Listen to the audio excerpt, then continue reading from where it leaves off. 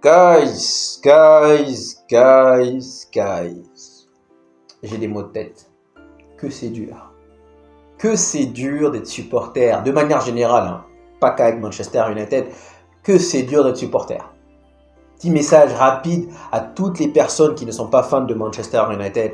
Régalez-vous, amusez-vous. Parce que je sais que vous êtes là uniquement pour voir le désarroi dans mon regard, pour voir ma désillusion. Vous avez raison. Il y a 10 ans, je faisais le même. J'allais systématiquement sur AFTV, donc une chaîne de supporters d'Arsenal, pour me marrer. Donc aujourd'hui, guys, la roue elle tourne, vous avez raison, moquez-vous, régalez-vous, vous avez raison, franchement. Vous avez raison. Mais de l'autre côté, on espère que la roue qui tourne va enfin finalement finir par tourner, sincèrement. Oh, United. J'aime ce club, guys, mais je les déteste. J'ai envie de dire F. Le mot F, revenir sur la table. Pourquoi? Parce que, autant la semaine dernière, et c'est la raison pour laquelle je vous ai dit de profiter, parce qu'on sait que ça va s'arrêter en fait. On sait qu'on a des tocards. Donc la semaine dernière, je ne regrette pas, parce que je sais qu'à un moment donné, ça allait s'arrêter. Donc quand on bat à Manchester City, je me dis, on va profiter. Je vais avoir un bon dimanche, je vais avoir un bon lundi, je vais avoir un bon mardi, je vais avoir un bon mercredi. Alors que là, c'est inversement. Je vais avoir un dimanche pourri, un lundi pourri, un mardi pourri et un mercredi pourri. Comme Tottenham, je qualifierais la défaite d'une bonne défaite. Aujourd'hui, c'est une défaite de M. Tellement on a été nul. Tellement on a été naze. Cette équipe, guys. Moi, je me dis, du fait que je ne fume pas, je ne bois pas, je suis un grand sportif. Je vais à la natation quasiment tous les jours. J'essaye, ça dépend du temps, mais j'essaie de parcourir 2 km. Boum. Donc je suis un grand sportif. Je me dis, il doit y avoir forcément, bon après je ne connais pas l'avenir, mais 3 moyens de décéder. Premièrement, mort de vieillesse. Deuxièmement, accident, voiture ou train ou avion. Troisièmement, crise cardiaque. Cette équipe de Manchester United là va à un moment donné avoir ma peau. Parce que la manière dont j'étais confiant, j'ai osé vous prédire 3-2. Et en réalité, c'est ça le problème. C'est qu'on ne retient pas les erreurs. Et je dis on parce que je sais que beaucoup parmi vous sont comme moi. On se dit qu'on joue bien. On se dit que certes, il y a eu 4-3 défaites contre Tottenham, mais on se dit qu'il y a eu de bonnes choses. Et qu'il y a de quoi, sur quoi construire. Seulement, c'est une erreur monumentale. Parce que cette équipe, ton inconscient, ton subinconscient est conscient en réalité. C'est ça la vérité. C'est que ton inconscient et ton subinconscient sont conscients qu'il y a des tocards dans cette équipe. Mais ta conscience te dit non, on joue à Old Trafford, ça commence à bien jouer. Et derrière, ils vont te la faire à l'envers. Masterclass. Pas en termes de plus l'infini, mais à moins l'infini. Je vais vous faire part de 2 inquiétudes, guys. Jusque-là, je ne vous l'ai pas encore dit, mais je vais vous le dire aujourd'hui. Première inquiétude, c'est le fait que jusque-là, je ne vois pas encore de jeunes sur le banc. Enfin, je veux dire vraiment sur le banc. Ou alors commencer à rentrer en cours de jeu. Pour l'instant, je ne le vois pas encore. Première inquiétude. Dans le sens où, je sais que la dernière fois, il est parti les observer. Il a vu les jeunes s'imposer 5-1. Pour moi, il y en a 2 qui peuvent rentrer. 2 que je connais bien. Ensuite, M. Karl et M. Mourad me parlent régulièrement de Ibrahimogov. Je ne connais pas, mais je leur fais confiance. Je suppose que c'est un bon joueur. Donc, si on a Hamas, Gore, lui je le connais bien, et peut-être Ibrahimogov, peut-être qu'on pourrait commencer à voir de la rotation. Le souci, c'est quoi? C'est que je sais qu'on n'a pas la même perception. Ça, c'est un fait. J'ai attendu encore une fois 2 ans pour me dire, pour convaincre mon inconscient et mon subinconscient que McTominay était un tocard. 2 ans. Je sais que c'était un enfant du club, mais au bout de 2 ans, je me suis dit, lui, ça y est. C'est pas tout de suite en réalité. Hein. Peut-être que quand vous êtes arrivé, je le détestais déjà, je tapais déjà dessus. Mais McTominay, j'ai attendu 2 ans. J'ai attendu 4 ans pour Rashford et j'ai attendu 3 ans. Aujourd'hui, vous êtes arrivé à un moment où, là, je fais des vidéos, je critique régulièrement Bruno Fernandes. Mais sincèrement, il faut savoir que quand j'ai commencé, Bruno Fernandes, la première saison, voire même la deuxième saison de Bruno Fernandes, c'était l'un de mes chouchous. J'ai attendu 3 ans avant de commencer à avoir un autre regard là-dessus. Donc je me dis peut-être qu'il est en train d'observer, il est en train d'apprendre. Mais la réalité, guys, des Malacia, des Maguire. Vous voyez, la semaine dernière, Maguire, il fait un bon match. Et beaucoup parmi vous se sont laissés avoir parce que vous êtes dans l'émotion à l'instant T. Vous vous dites, Maguire, il a fait un bon match. Peut-être qu'il serait temps de le prolonger. Non, moi je vous ai dit, merci pour le match. Tu as bien muselé Haaland, mais pour moi, merci, au revoir. Pourquoi? Parce que Maguire, je l'ai catalogué dans la catégorie des Ben là, ça c'est pareil. En réalité, tout joueur qui n'est pas capable de faire une passe verticale, pour moi, là, c'est la première mi-temps, on lui fait une passe, contrôle. Contrôle de base. Contrôle. Hein. On ne te demande pas de faire un petit pont. Non, contrôle. Il était tout seul, il n'y a pas de pression. Contrôle. Le B à bas. Il te la met dehors. Vous voulez aller où avec ce genre de joueur? Donc oui, ça commence à me déranger parce que pour moi, Malacia, c'est un tocard. Mais encore une fois, je suis conscient qu'on n'a pas la même perception. Malacia, Maguire. Et de fait de voir, je l'ai dit dans le preview, Maguire devant Leniero, ça me dérange un peu. Ça me dérange même beaucoup. Je sais que Leniero vient de blessure, mais ça me dérange. Donc ça, ce sont des inquiétudes. Je ne dis pas que pour l'instant, je tape sur Robena. Non, parce que je sais que dans mon inconscient, dans mon subconscient, je sais qu'on n'a pas la même perception. Et j'espère juste qu'il va vite ouvrir les yeux. Parce que ça, c'est une chose que je reprochais déjà à Tenard. C'est un film que j'ai déjà vu. Les jeunes. Maintenant, je me dis, probablement, il va tester avec ce qu'il a maintenant. Il va se rendre compte. Et vraiment, en fait, je pense qu'il le sait déjà. Mais il veut avoir la confirmation que c'est un tocard. Enfin, que ce sont des tocards. Et je pense que l'année prochaine, en tout cas, du moins, je l'espère, l'année prochaine, il va commencer à insuffler du sang neuf. Je l'espère vraiment. Malacia, Maguire. Donc aujourd'hui, Maguire peut venir être homme du match contre Manchester City, contre Liverpool. Pour moi, c'est un J'ai pas de temps. Rashford, il a marqué un doublé contre Everton à la fin du match. Je vous ai dit merci. Parce qu'au final, c'est Manchester United qui gagne. Moi, je suis supporter de Manchester United. Que ce soit Rashford, que ce soit un joueur, Bruno Fernandes, que je n'aime pas, qui marque, sincèrement, ça m'est égal. Dans le sens où c'est Manchester United qui gagne, moi derrière, ça m'est égal. Mais c'est pas pour autant que je vais venir faire du wow, il a fait un bon match. Non. Merci, au revoir, ciao.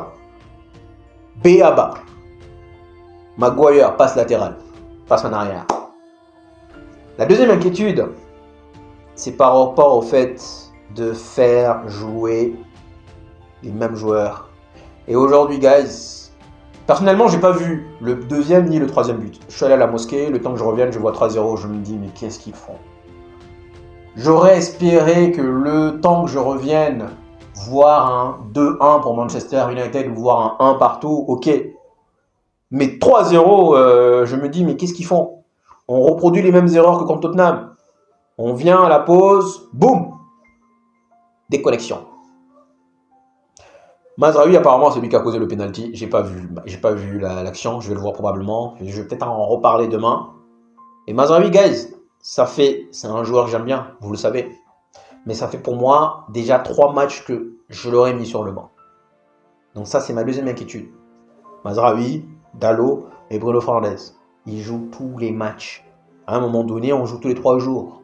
Même si tu as un corps qui se régénère très vite, je suis désolé, à un moment donné, tu vas être F-top. Tout simplement. Donc voilà, globalement, mes 2 inquiétudes. J'en ai une troisième, mais bon, ça, je vais la garder surtout pour la fin. Ensuite, Meno, apparemment, celui qui fait une passe, qui perd le ballon. Meno n'est pas bon. On n'a pas encore revu le Meno de l'année dernière. Je pense toujours qu'il y a un joueur en lui parce qu'il m'a habitué. Il a habitué ma perception à quelque chose de beaucoup mieux. Cette saison, il n'est pas là. On espère qu'il va le retrouver. Mais je serais beaucoup plus indulgent avec un Meno, avec un Ahmad, avec même un Zerzi qui vient d'arriver. Je suis désolé, Zerzi vient d'arriver, c'est vrai, mais je suis plus indulgent avec eux. Pourquoi? Comme je vous l'ai dit, j'ai attendu 2 ans pour taper sur McTominay. C'est pas la première année. Première année, je t'observe. Et j'essaie justement de te trouver des circonstances atténuantes, systématiquement. Mais je serai bien évidemment moins indulgent avec d'autres qui sont là depuis bien fort longtemps. Donc Mazraoui, penalty, Meno qui perd le ballon. On va y arriver dans le cas par cas tout de suite. Mais sincèrement, guys, il va falloir faire le tri. Il va falloir faire le tri dans cette équipe de Manchester United. Il y a beaucoup de tocards. Pour l'instant, je ne l'ai pas encore dit, mais là, je l'ai dit. Beaucoup de tocards. Des joueurs qui vont mouiller le maillot. Et ils jouent bizarrement, beaucoup de fans. Ils font l'amalgame. Ils se disent qu'à partir du moment où le joueur il mouille le maillot, c'est un bon. Non, non, non, non, guys. Si je veux regarder du catch, je regarde WFC. Tout simplement. Si je veux regarder un combat des guerriers, des Spartiates, je vais regarder 300. Un film que j'ai vu encore et encore et encore. Parfois, dès que je m'ennuie, je me ressasse les meilleurs moments d'un film. Donc, j'ai sélectionné, j'en ai 20. Il y a 20 films pour moi qui sont les meilleurs. J'ai des passages, je les regarde systématiquement. Quand ils disent Spartiate, ce soir nous dînerons en enfer. Là, j'ai envie de regarder Spartiate. Mais quand je regarde Manchester United, j'ai envie de regarder des joueurs de football. Pas des guerriers, pas des Spartiates. Désolé du terme. Oh, guys. Donc, voici mes inquiétudes par rapport à l'Obena. Et troisième inquiétude, c'est la portugaise Touch. Je suis désolé. Dalot, Bruno Fernandes, pourquoi est-ce que jusque-là, il joue tous les matchs? Dalot, actuellement, il est mauvais. Il est mauvais. L'année dernière, c'était mon gars de la saison, j'ai dit. Mais actuellement, il est mauvais. Il n'est pas bon actuellement. Donc pourquoi il joue? Que ce soit à gauche, que ce soit à droite, que ce soit sur la planète Mars, il est naze. Pourquoi il joue? Bruno Fernandes, c'est pareil. Je vais y arriver sur Bruno Fernandes parce que je pense que lui, je dois... Voilà. Je sais même pas si c'est ce que je ressens en fait. De la tristesse, de la colère, de la frustration. Encore une fois, contre Tottenham, c'était une bonne défaite parce qu'il y a eu de bonnes choses. Aujourd'hui, on était naze. Naze et naze.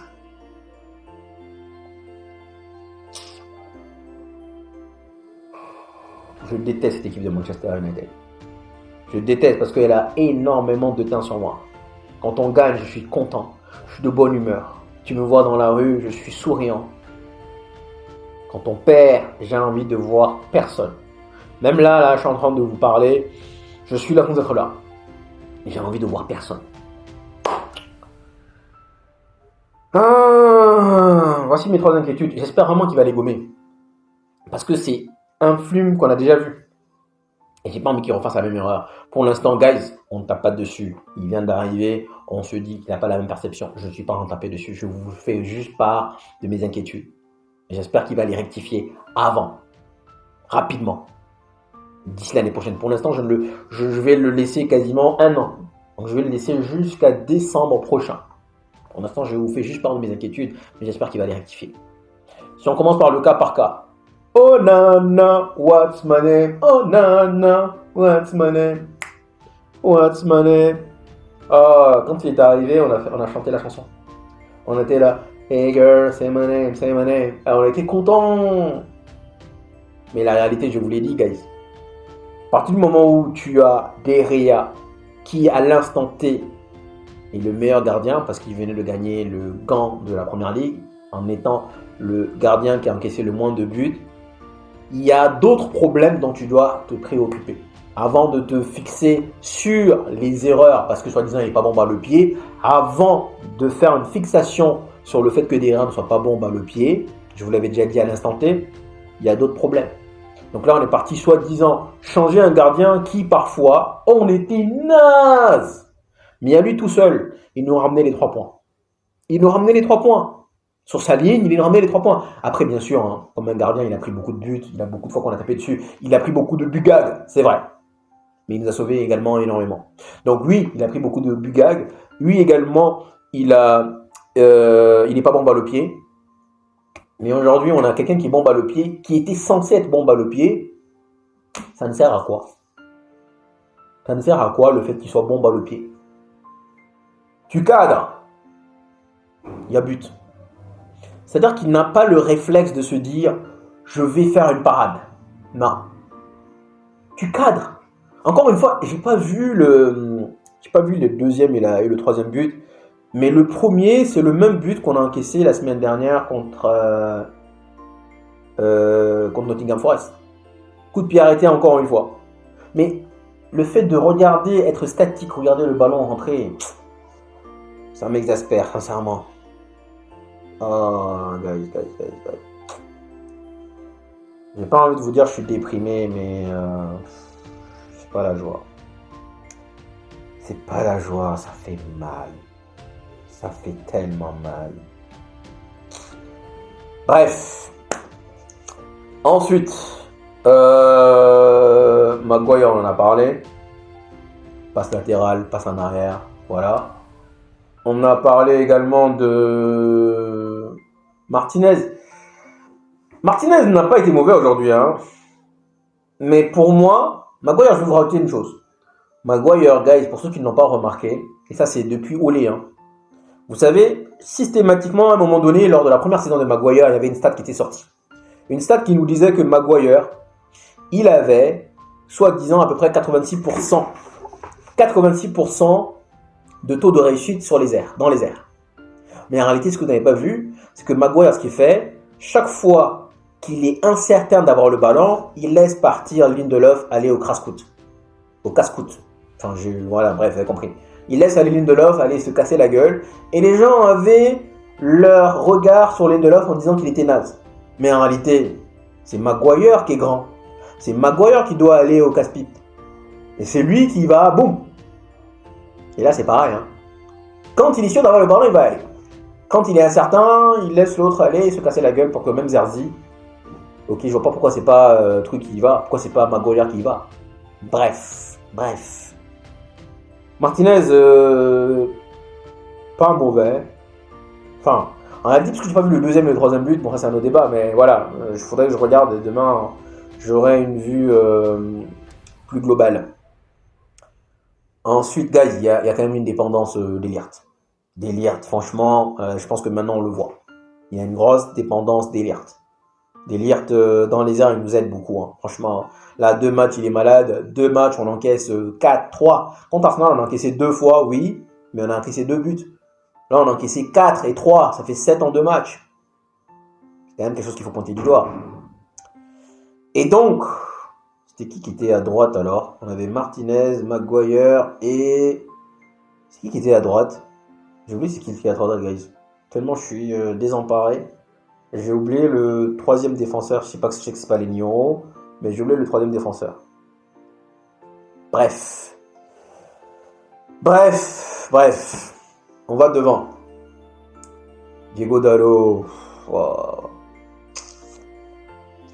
En fait, c'est là que je suis en train de réaliser ses carences défensives. Il est... Oh.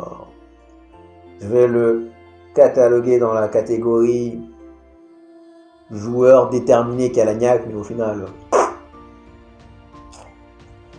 Je vous jure, gars, je suis touché en fait. Franchement, je suis touché. Bon, là, je fais le direct parce que bon, j'ai pas envie d'arrêter parce que voilà, je vais finir, mais je suis touché. C'est ça que je vous dis que les autres supporters qui sont là pour regarder ça, honnêtement, amusez-vous, régalez-vous. Parce qu'aujourd'hui, vous allez vous régaler sincèrement. Bref, Ugarte, guys. Il y en a qui se disent, ouais, pourquoi est-ce qu'il l'a sorti, c'est une erreur. Oui. Mais il l'a dit déjà en conférence de presse. Il a dit, Ugarte, c'est un joueur qu'il connaît bien, qui n'est pas capable d'enchaîner 2 matchs, généralement. Ugarte a joué contre Manchester City, il a été phénoménal. Il a joué contre Tottenham, encore une fois. Il ne pouvait pas avoir, même 3 matchs, pour moi, c'était un risque. Donc on l'a fait jouer 3 matchs, mais il perd en impact. Donc c'est la raison pour laquelle il sort. Tout simplement. Donc oui, quand tu as un milieu Bruno Meino, bah oui, c'est pas la joie. Forcément, tu vas couler. Mais c'était un besoin nécessaire. Et en réalité, c'est ça qu'on nous dit, il faut avoir un autre Ugarte. Casemiro, je pense que là, thumbs up, hein, il va prendre la sortie. Voilà. Meino, tous ceux qui critiquent Meino, vous avez raison, je vous donne raison. Je l'ai déjà dit, le Meino qu'on avait vu l'année dernière, on ne le voit pas cette saison. Cette année, il n'est pas bon. Il est en dessous. Il y a une aussi manie qui me dérange, c'est vouloir faire des petits ponts. Oui, tu es technique, mais il ne faut pas abuser. À un moment donné, il faut jouer plus simple. Ça, c'est la petite remarque que moi je veux faire concernant Meino. Je ne vais pas l'attaquer parce que, encore une fois, J'ai besoin de voir suffisamment de la médiocrité, du nullissime pour commencer à t'attaquer. Là, Meno, je lui donne encore du crédit par rapport au fait que l'année dernière, il m'a crevé l'écran. Voilà. Mais je suis d'accord avec vous, il n'est pas bon. Et si vous me dites en plus que c'est lui qui a causé le troisième but, oui, encore une fois, il faut taper dessus. On l'a peut-être tellement que le mec leur dit peut-être, il est devenu un but de sa personne et puis boum, peut-être. Mais je sais également que beaucoup de joueurs, quand ils sont arrivés, la deuxième saison, elle a été difficile. Beaucoup de jeunes joueurs. Pas que chez nous, hein, il y en a plein. Beaucoup de jeunes joueurs, la deuxième saison a été difficile. Ensuite, Mazraoui, c'était lui le troisième. Ouais, c'est ça. Ça me revient maintenant. Bon, on en a déjà parlé, Mazraoui, oui. J'ai pas vu le péno. Mais voilà. Amad Diallo. Amad Diallo, pas bon, guys. C'est mon gars, hein. Vous le savez, je vous ai dit, pas de Amad, pas de parti. Notamment dans les frappes. Amad Diallo, dans les frappes, il faut qu'il peaufine ça. Il faut qu'il rectifie le tir parce que ses frappes, surtout là, Bruno lui fait un caviar, il tape en l'air. Deuxième fois, il revient, il tape en l'air. Ses frappes, c'est un aspect sur lequel, certes, il a beaucoup de qualités, mais les frappes, s'il y a un aspect sur lequel il doit progresser, ce sont ses frappes. Il n'est pas assez chirurgical. Il n'est pas assez bon finisseur. Donc, aujourd'hui, il n'y en a pas un. Peut-être Ugarte encore à la rigueur, mais il n'y en a pas un, globalement. C'est ça que je vous dis, mauvaise défaite, parce que ce genre de défaite-là, ça laisse des traces. Contre Tottenham, tu te dis qu'on peut encore construire, mais là, ça reste des traces. Zerzi, moi Zerzi, je le verrais bien, on dit, je le trouve technique, à un moment donné, il fait des petits trucs là, mais c'est pas un neuf. On n'a pas de neuf en réalité. Højlund, il entre, il se fait bousculer par chaque défenseur central de Première Ligue. En Europe, il va marquer parce qu'il y a moins d'intensité, moins de physique. Mais en Première Ligue, on constate tout de suite. Donc Zerzi également, pour moi, c'est pas un attaquant. Donc là, actuellement, on n'a pas de gardien, on n'a pas d'attaquant. Et on a d'autres joueurs, hein, je vais vous le dire juste après, mais il y a plusieurs postes qu'il va falloir combler. Garnacho, encore une fois, je lui laisse le bénéfice du doute. Je lui laisse du crédit parce que je me dis, il était en panne de confiance. Son 1 contre 1 là, le Garnacho qui venait d'arriver, en fait c'est ça aussi, le virus Olé, le virus Ténard, c'est deux virus tellement dangereux. On a parlé du Covid, mais les deux virus là, ils te tuent. Parce que le Garnacho qui venait d'arriver, qui n'avait pas encore le virus Ténard, il te la met ce but le 1 contre 1 là. Mais là, il est en panne de confiance, il est en perdition totale. Totale. Les Nioro, il est entré. Bon, vaut mieux pour moi qu'il commence parce que la sensation n'est pas la même. En tant que joueur, basketteur, footballeur, handballeur, la sensation n'est pas la même quand tu es titulaire et quand tu es sur le banc. Ça veut dire que quand tu es titulaire, on te fait confiance. Voici la différence. Qui l'autre? Qui l'autre? On a parlé de tout, on a fait le tour. Quasi une défaite qui fait mal. Je n'ai pas encore écouté la conférence de presse encore. Je vais l'écouter. Je vais vous faire un point. Mais une défaite qui laisse des traces, sincèrement. Et je me dis vraiment la vérité. Je vais vous le dire. F majuscule Manchester United. C'est mon club de cœur, mais je vous le dis haut et fort. F majuscule Manchester United. Parce qu'en réalité, je crois que j'ai laissé ce club, aujourd'hui malheureusement il faut se le dire, ce club à 2 balles, prendre beaucoup trop de place dans ma vie perso. Et donc forcément, je l'ai déjà dit, je suis un fanatique. Quand ça perd, mais de cette manière en plus, en ayant beaucoup d'espoir, en pensant qu'on était en train de construire, retour vers la réalité. Mais je dois également souligner le fait que quand Klopp est arrivé, ils ont fini 8e. Ils sont allés en finale de l'Europa, ils ont fini quand même 8e. Donc il y a eu beaucoup de déconvenus, beaucoup de... Je me rappelle d'un match contre Norwich, gagné 5-4 par exemple. Norwich qui était une équipe relégable pourtant.